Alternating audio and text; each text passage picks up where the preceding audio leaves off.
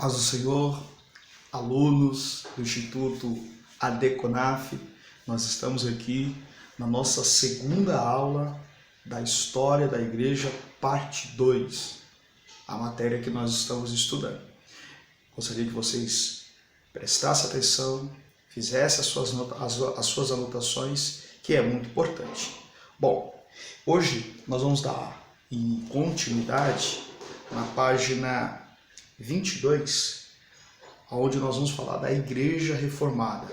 Vocês já estão familiarizados e sabem que nós estamos estudando a história da Igreja desde o seu fundador ou a sua fundação até os dias atuais.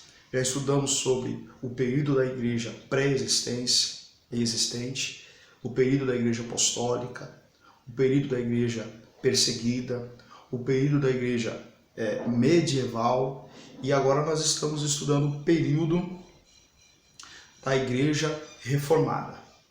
Vocês há de se lembrar que na última aula nós falávamos sobre o desenvolvimento da Igreja Católica na parte de Roma, enquanto que na parte da cidade de Constantinopla ficou um remanescente fiéis às doutrinas dos apóstolos. Então, nesse interim, a Igreja Católica se desenvolve e cresce, em detrimento da Igreja de Constantinopla, a fiel, ela mantém o seu grupo remanescente. Com o passar do tempo, houve um movimento de reforma protestante. Alguns pais da Igreja, conhecendo as Sagradas Escrituras, as doutrinas das Sagradas Escrituras, entenderam que a salvação vem pela fé e não por guardar alguns dogmas. E isso, no período que nós estamos estudando, se chama a Igreja Reformada, onde a Igreja de Cristo começa a voltar a ser Igreja de Cristo. Só para vocês se situarem, a Igreja Católica saiu de dentro da Igreja Cristã e agora a Igreja Cristã vai voltar a ser Igreja Cristã, a ganhar preeminência. E isso na história é chamado de reforma. Interessante que nós estávamos debatendo em aula que hoje nós não precisamos de uma reforma religiosa. A reforma religiosa não é a nossa prioridade no momento atual em que nós estamos vivendo. Porque informação nós temos, nós ouvimos mensagens, ímos aos cultos, ouvimos a palavra. Então, essa reforma religiosa, ela não é tão prioridade, ou ela não é tão necessária neste momento, que nós estamos precisando de uma reforma de caráter. Aí sim, eu concordo. Fecha aspas. Bom, vamos lá, página 22, o período da Igreja Reformada. Acompanhe comigo essa leitura na sua apostila, isso é muito importante vocês estarem me acompanhando, porque se vocês só me ouvirem, vocês podem estar perdidos aí com um ponto de interrogação na cabeça de vocês, tentando se situalizar na matéria, tá bom? Então, página 22, a Igreja Reformada. Desde a queda de Constantinopla, em 1453, até o fim da Guerra dos 30 Anos, em 1648. Então, o período da Igreja Reformada, ela corresponde aos anos que vai de 1453, com a tomada dos turcos da cidade de Constantinopla, cidade esta que foi inaugurada por Constantino, que foi o imperador romano que oficializou a religião cristã como a religião oficial do Império Romano em 313. Esse homem, ele inaugura uma nova capital como a nova capital da fé. Porém, com a chegada de pagãos, trazendo as suas crenças, os seus costumes para dentro do cristianismo, eles vão formar uma outra religião em Roma, que é a Igreja Católica Apostólica Romana.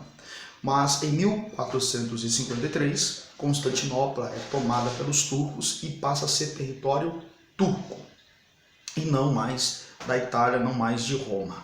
Amém? Então esse período da Igreja Reformada, ela corresponde ao início do ano de 1453 a 1648. Isso é muito importante porque pode cair em prova, tá bom? Tome nota. A reforma na Alemanha. Então, nós temos alguns países da Alemanha que lideraram esses movimentos de reforma contra a toda poderosa lá de Roma, porque Roma queria mandar no mundo inteiro, se tratando não só de política, mas também de religião. E aí houve algumas reformas, algumas lutas contra esse tipo de sistema. E a primeira delas aconteceu na Alemanha. Acompanhe comigo. Neste período de 200 anos, o grande acontecimento foi a reforma, iniciada na Alemanha e teve como resultado o estabelecimento de igrejas nacionais que não prestavam obediência nem fidelidade a Roma. Anotemos algumas das forças que conduziram a reforma e ajudaram o seu progresso. Uma dessas forças foi o movimento conhecido como Renascença, ou despertar da Europa para um novo interesse pela literatura, pelas artes, pela ciência, isto é, a transformação dos métodos e propósitos medievais em métodos modernos. É aquele período que a gente tinha dito na outra videoaula, aquele período medieval para o período da Idade Média para o período medieval. Essa transição, né, surge as indústrias, a tecnologia começa a avançar, a ciência, a física. Nesse mundo de transição está o período da Reforma Protestante, porque o povo, a partir da Alemanha, começa a estudar a literatura. Eu devo lembrar a vocês que quando Roma se torna igreja, se torna uma religião, eles confiscam exemplares bíblicos da vida dos cidadãos, mantendo apenas no poder acesso às escrituras, enquanto o povo fica sem informação. Como eu disse, povo sem informação e somente o clérigo com a informação, o povo vira massa de manobra. Foi o que aconteceu nesse período. Continuando. A maioria dos estudiosos italianos nesse período eram homens destituídos de vida religiosa. Até os próprios papas dessa época destacavam-se mais por sua cultura do que pela fé. No norte dos Alpes, na Alemanha, na Inglaterra e na França, o movimento possuía sentimento religioso, despertando novo interesse pelas escrituras, pelas línguas gregas e hebraicas, levando o povo a investigar os verdadeiros fundamentos da fé, independente dos dogmas. Então você observe que a reforma protestante deu início na Alemanha, na Inglaterra e na França. Anotem esses três países, Alemanha, Inglaterra e França. Foram os líderes da reforma. Aliás, eu estou na página 23, agora vou para a página 24. Por toda parte, do norte a sul, a Renascença solapava a Igreja Católica Romana. A invenção da imprensa veio a ser um arauto e aliado da reforma que se aproximava. A imprensa possibilitou o uso comum das escrituras e incentivou a tradução e a circulação da Bíblia em todos os idiomas da Europa. As pessoas que liam a Bíblia prontamente se convenciam de que a Igreja Papal estava muito distanciada do ideal do Novo Testamento. Os novos ensinos dos reformadores, logo que eram escritos, também eram logo publicados em livros e folhetos e circulavam aos milhões em toda a Europa. O patriotismo dos povos começou a manifestar-se, mostrando-se inconformados com a autoridade estrangeira sobre suas próprias igrejas nacionais, resistindo à nomeação de bispos, abades e dignitários da igreja feitas por um papa que vivia em um país distante. Não se conformava o povo com a contribuição do óbolo de São Pedro para sustentar o papa e para a construção de majestosos templos em Roma. Havia uma determinação de reduzir o poder dos concílios eclesiásticos, colocando o clero sob o poder das mesmas leis e tribunais que serviam para os leigos. Então observe, Alemanha, Inglaterra e França passam a liderar movimentos de reforma protestante contra a Igreja Católica Apostólica de Roma, Roma que queria mandar os países da Europa, e a Alemanha, Inglaterra e França foram os primeiros países a refutar essa autoridade, não só da igreja religiosa, mas a autoridade papal. descobrindo nas Sagradas Escrituras que o verdadeiro sentido da fé é crer em Jesus Cristo e não guardar os dogmas católicos, as regras, os costumes, as tradições. Então isso é muito importante. É assim que começou a reforma. E isso vai se associar à criação da imprensa. O que é imprensa? A imprensa é os órgãos jornalísticos que nós temos hoje. Mas na época não havia internet, claro, não havia TV, não havia rádio. A única forma de circular notícias era por meio da escrita. E essa invenção veio ajudar a reforma protestante. Amém? Bom, na página 25, parágrafo 2, diz assim, eu estou na página 25, parágrafo 2. Após longas e prolongadas controvérsias e a publicação de folhetos que tornaram conhecidas as opiniões de Lutero em toda a Alemanha, lembrando que Lutero era alemão, tá bom? As opiniões de Lutero em toda a Alemanha, seus ensinos foram formalmente condenados. Lutero foi excomungado por uma bula do Papa Leão X no mês de junho de 1520. Pediram então ao eleitor Frederico de Saxônia que entregasse preso Lutero, a fim de ser julgado e castigado. Entretanto, em vez de entregar Lutero, Frederico deu-lhe uma ampla proteção, pois simpatizava com suas ideias. Martinho Lutero recebeu a excomunhão como um desafio, classificando-a de uma bula execrável do anticristo. No dia 10 de dezembro, Lutero queimou a bula, em reunião pública, à porta de Wittenberg. Wittenberg era a grande catedral romana na Alemanha, diante de uma assembleia de professores, estudantes e do povo. Juntamente com a bula, Lutero queimou também as cópias dos cânones ou leis estabelecidas por autoridades romanas. Esse ato constituiu a renúncia definitiva de Lutero à Igreja Católica Romana. Em 1521, Lutero foi citado a comparecer ante a do Concílio Supremo do Reino. O novo imperador Carlos V concedeu um salvo-conduto a Lutero para comparecer a Worms, é uma cidade alemã. Apesar de advertido por seus amigos de que poderia ter a mesma sorte de João Hus, que foi queimado em praça pública, mas que nas mesmas circunstâncias, no Concílio de Constança, em 1415, apesar de possuir um salvo-conduto, foi morto por seus inimigos. Lutero respondeu-lhes: irei a Worms, ainda que me cerquem tantos demônios quanto são as telhas dos telhados. Finalmente, no dia 17 de abril de 1521, Lutero compareceu ao concílio. Em resposta a um pedido de que se retratasse e renegasse o que havia escrito, após algumas considerações, respondeu que não podia retratar-se, a não ser que fosse desaprovado pelas Escrituras e pela razão. E terminou com essas palavras: aqui estou, não posso fazer outra coisa, que Deus me ajude. Amém.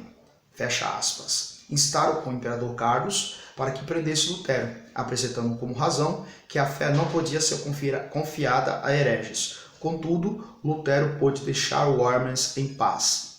Página 26. Enquanto viajava de regresso à sua cidade, Lutero foi cercado e levado por soldados do eleitor Frederico para o castelo de Wartburg. Ali permaneceu durante um ano, enquanto as tempestades de guerra e revoltas urgiam no império. Entretanto, durante esse tempo, Lutero não permaneceu ocioso. Nesse período, traduziu o Novo Testamento para a língua alemã, obra que por si só o teria imortalizado, pois essa versão é considerada como o fundamento do idioma alemão escrito. Isso aconteceu no ano de 1521. O Antigo Testamento foi completado alguns anos mais tarde. Ao regressar do castelo de Wartburg a Wittenberg, Lutero reassumiu a direção do movimento a favor da Igreja Reformada, exatamente a tempo de salvá-la de excessos extravagantes. Em 1529, a Dieta reuniu-se na cidade de Espira com o objetivo de reconciliar as partes em luta. Nessa reunião da Dieta, os governadores católicos, que tinham a maioria, condenaram as doutrinas de Lutero. Os príncipes resolveram proibir qualquer ensino do luteranismo nos estados em que dominassem os católicos. Ao mesmo tempo, determinaram que nos estados em que governassem os luteranos, os católicos poderiam exercer livremente sua religião. Os príncipes luteranos protestaram contra essa lei desequilibrada e odiosa. Desde esse tempo ficaram conhecidos como protestantes. e as doutrinas que defendiam também ficaram conhecidas como religião protestante. Bom, nesse período, vou fazer um breve resumo, nesse período surge como grande líder da reforma Martinho Lutero. Quem foi Martinho Lutero? A história diz, e aí a apostila também dá alguns pormenores na vida deste moço. Ele era um monge, ele frequentava os monastérios, conventos, aquela matéria que nós tivemos na última videoaula. E ao descobrir que a salvação vem pela fé e não em guardar tradições, Martinho Lutero acaba tendo acesso às escrituras, coisa que só o clérigo poderia ter, e aí ele descobre que a salvação, que a graça, ela era gratuita, que não deveriam ou guardar as tradições católicas que estavam sendo ensinadas em toda a Europa, como a doutrina do purgatório, a oração pelo morto, a veneração à Virgem Maria, a crença nos santos como intermédios entre Deus e o homem. Então esses dogmas todos foram confrontados com Martinho Lutero a partir do momento que ele tem acesso às escrituras. Bom, ele começa uma liderança da reforma protestante da igreja reformada, e isso aconteceu na Alemanha, depois vinha a Inglaterra e a França. Ele lidera esse movimento e aí começa os problemas para Martinho Lutero. Diz a história que Martinho Lutero ele foi excomungado, da Igreja Católica. Isso para uma pessoa na época era tido como uma sentença de morte praticamente, uma pessoa destinada ao inferno. Mas Martinho Lutero ele recebeu o documento de excomungação, assim dizendo, queimou em praça pública e protestou contra aquele ato. Foi perseguido, o imperador Carlos V dá uma oportunidade para ele se retratar, ele rejeita essa oportunidade, é preso e durante um ano que ele está preso, ao invés de ele reclamar da situação, ele reserva esse um ano para traduzir o Novo Testamento e o Antigo Testamento para o alemão. E isso vai cair como uma bomba, porque as pessoas, o público na sua grande maioria, acaba tendo acesso à informação, coisa que era proibida pelos católicos. E com isso, o movimento da reforma ganha força. E isso é resultado de alguém que teve acesso às escrituras. Bom, lembrando que essa é uma parte chatinha da história da igreja, mas aqui vai ficar melhor, porque precisamos conhecer a nossa história. Bom, a partir do momento que a reforma ganha um espaço muito grande, ganha muitos adeptos, a Igreja Católica acaba perdendo os seus membros e resolve contra-atacar a reforma. E isso está na página 26, no tópico contra-reforma, a contra-reforma. Acompanhe comigo essa leitura para que nós possamos ter mais algumas informações desse período. Logo após haver se iniciado o movimento da reforma, um poderoso esforço foi também iniciado pela Igreja Católica Romana, no sentido de recuperar o terreno perdido, para destruir a fé protestante e para enviar missões a países estrangeiros. Esse movimento foi chamado Contra-Reforma. Tentou-se fazer a reforma dentro da própria igreja por via do Concílio de Trento, convocada no ano de 1545 pelo Papa Paulo III, principalmente com o objetivo de investigar os motivos e pôr fim aos abusos que deram a causa da reforma. O concílio era composto de todos os bispos e abades da igreja e durou quase 20 anos, durante os governos de 4 papas, de 1545 a 1563. Todos esperavam que a separação entre católicos e protestantes teria um fim e que a igreja ficaria outra vez unida. Contudo, tal coisa não aconteceu. Fizeram-se, porém, muitas reformas na Igreja Católica e as doutrinas foram definitivamente estabelecidas. Fizeram uma tentativa de unificar os protestantes com os católicos. Essa tratativa ela se estendeu durante 20 anos em uma tentativa de unificar. Só que não dá, aquela tal história, não dá para você misturar água com óleo, não se combina. Então, ficou decidido que as doutrinas católicas se manteriam. E aí, quem fosse contra seria eliminado, que é o caso dos protestantes. Veja aí a página 27. Os próprios protestantes admitem que, depois do Concílio de Trento, os papas se conduziram com mais acerto do que os que governaram antes do concílio. O resultado dessa união pode ser considerado como uma reforma conservadora dentro da Igreja Católica Romana. De ainda maior influência na Contra-Reforma foi a Ordem dos Jesuítas. Importante notar que os jesuítas, oriundos do catolicismo de Portugal, foram os primeiros colonizadores do nosso país, lá em meados de 1500. Foi eles que vieram em missões para doutrinar os índios, os moradores aqui do nosso país, lá em meados de 1500. Bom, foi a Ordem dos Jesuítas, fundada em 1534 pelo espanhol Inácio de Loyola.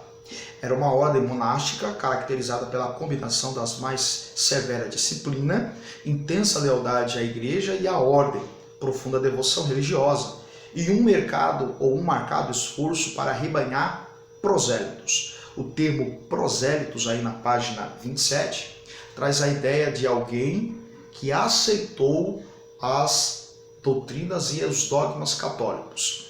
Eram pessoas adeptos da Reforma que aceitavam os dogmas católicos, e isso é chamado de prosélito. Você vai encontrar esse termo na Bíblia.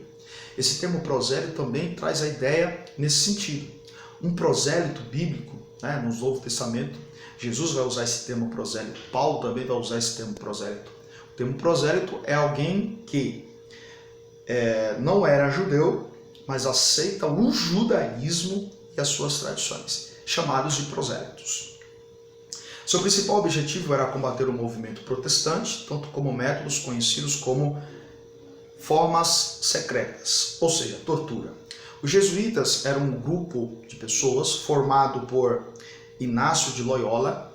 Ele formou essa classe de jesuítas, homens, entre aspas, piedosos, seguidores das normas católicas, mas que regiam toda a questão monastério com uma forte disciplina com mão de ferro. Eles não aceitavam erros e não aceitavam afrontas. E quando isso acontecia, as pessoas eram eliminadas. Esses jesuítas participaram da Grande Inquisição, onde milhares e milhares de cristãos foram mortos na noite chamada de São Bartolomeu. Nós vamos ver aqui um pouco mais a seguir. Continuando. Tornou-se tão poderosa a ordem dos jesuítas, estou na página 27, tá bom, gente? Tornou-se tão poderosa a ordem dos jesuítas que teve contra ela a oposição mais severa, até mesmo nos países católicos. Foi suprimida em quase todos os países da Europa e, por ordem do Papa Clemente XIV, no ano de 1773, a ordem dos jesuítas foi proibida de funcionar dentro da igreja. Tamanha era a disciplina severa e a mão de ferro e a forma de torturar quem fosse contra os seus ensinos, essa ordem dos jesuítas foi retirada de dentro da Igreja Católica, até para não assustar os novos católicos. Bom, ainda na página 27, um próximo parágrafo diz assim: a perseguição ativa foi outra arma poderosa usada para impedir o crescimento do espírito da reforma.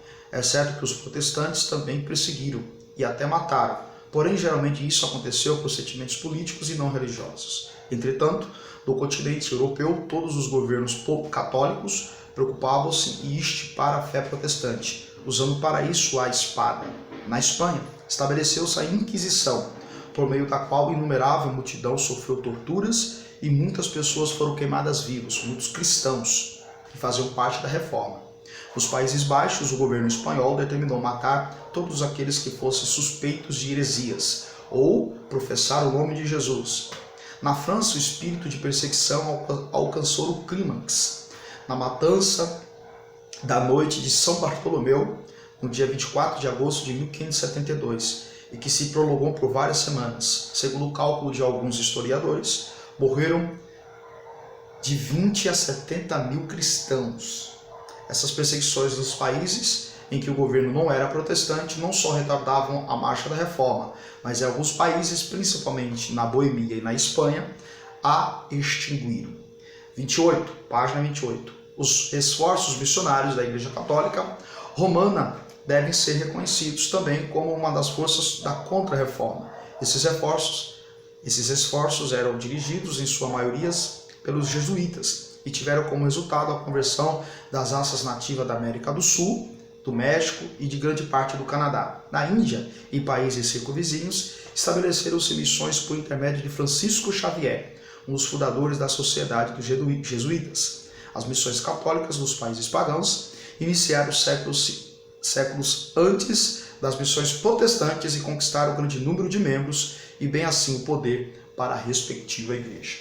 Queridos, é nesse momento que vai surgir os grandes reformadores e avivalistas.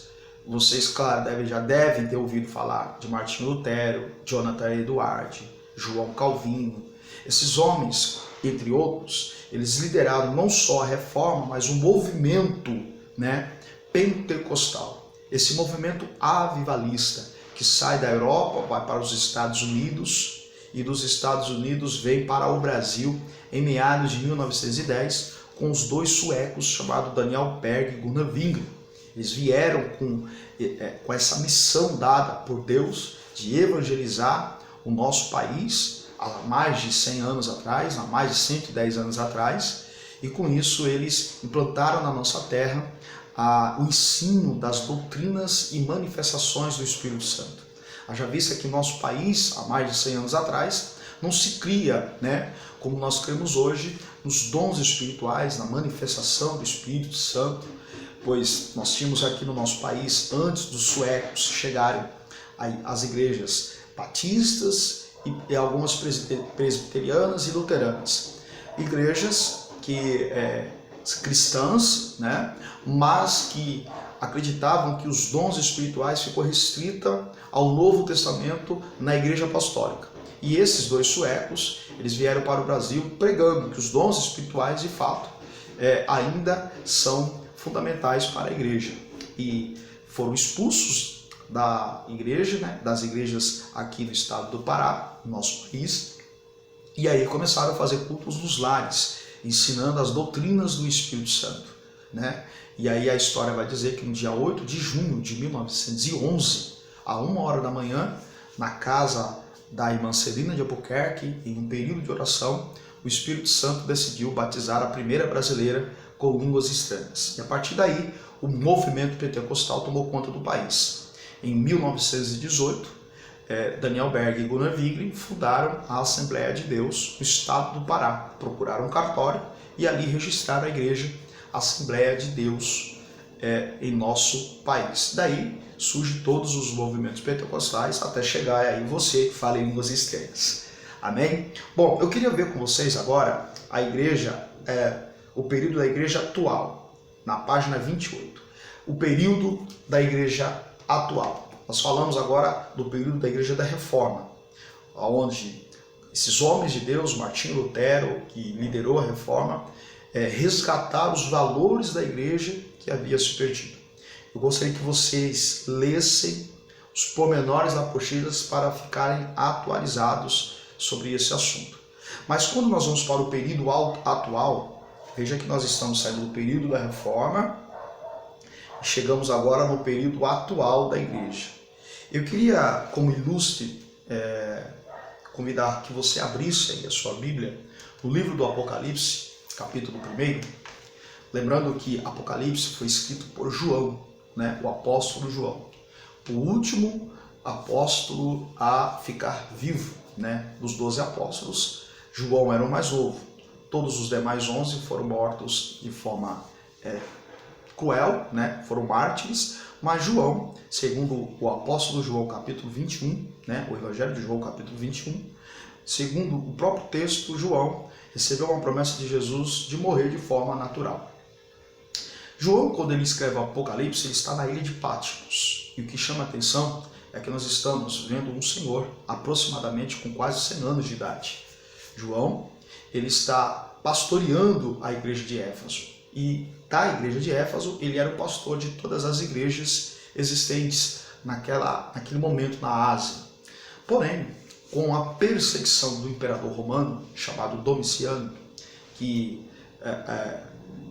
queria parar o crescimento da igreja, o imperador ele acaba prendendo o apóstolo João, esperando uma das festas da Páscoa judias para matar o pastor da igreja.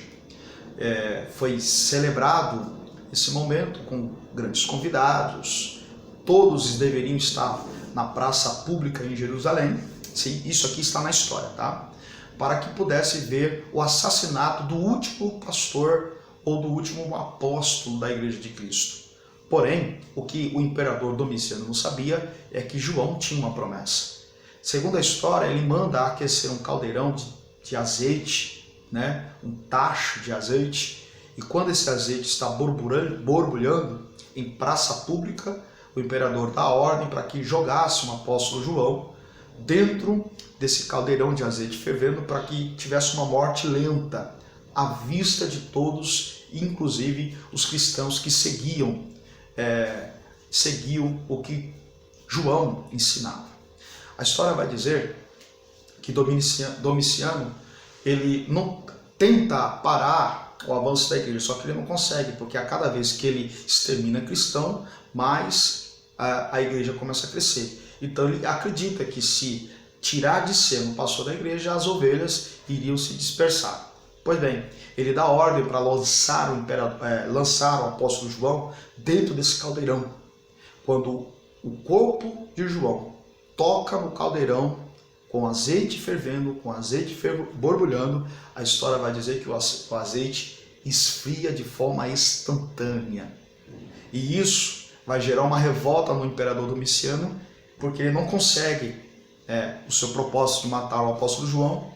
O povo se agita glorificando a Deus, e então o imperador Domiciano resolve lançar o apóstolo João na ilha de Patmos, tirar de cena, tirar da igreja o pastor e lançá-lo na ilha de Patmos. Bom, a ilha de Patmos era reservada para criminosos do Império Romano, pessoas que cometeram crimes hediondos, prisioneiros que estavam ali para pagar os seus crimes e trabalhar para o Império Romano, porque lá na ilha de Patmos não era apenas uma prisão para criminosos. Ali era um local onde os criminosos deveriam quebrar pedras, lapidar pedras, para que o Império Romano fosse construído com glamour. E está lá João, com 100 anos de idade, com uma marreta na mão, quebrando pedras. A Bíblia vai dizer, em Apocalipse capítulo 1, versículo 9, que João ele vai escrever o seu momento dizendo assim: eu, João, estava na ilha de Patmos, na ilha da aflição, pelo testemunho e pela palavra de Deus. E aí, naquele momento em que ele está comparando a ilha como um último momento da sua vida, tente imaginar você, uma pessoa que gastou a vida toda em prol do reino e agora está no final da sua vida em uma situação triste, quebrando pedra, preso, convivendo com pessoas hediondas. Nesse momento, uma mão toca no ombro do apóstolo João, ele vira para ver quem fala com ele. E a voz dizia, como a voz de muitas águas: